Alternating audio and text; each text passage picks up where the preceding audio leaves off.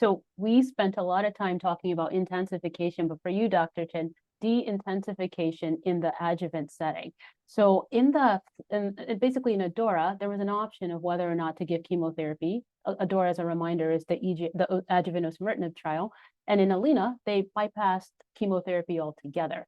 So and ALINA, of course, is the correlate ALK study. So how do you think about chemotherapy, and how do you have those discussions with your patients around chemotherapy in that setting?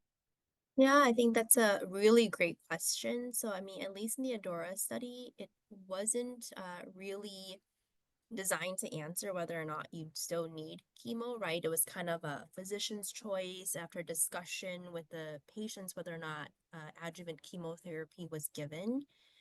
I think that we of course want to move beyond chemotherapy as much as possible, but we do have to remember that the reason adjuvant chemotherapy has been a standard of care for so long is that there are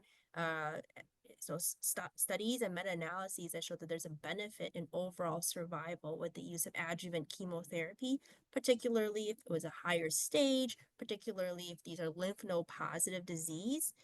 And, we don't know yet if the adjuvant targeted therapy alone is going to be enough to also be an additional benefit on top of the chemo, right? Is the benefit additive, or is targeted therapy powerful enough that you can omit the chemo? We don't know that. And so for me, when I see a patient with surgically resected EGFR or ALK non-small cell lung cancer, if they do have a higher stage, if they do have lymph node metastases, and they're physically fit, I do actually talk to them about adjuvant chemotherapy. I do think, in my opinion, there is still a benefit.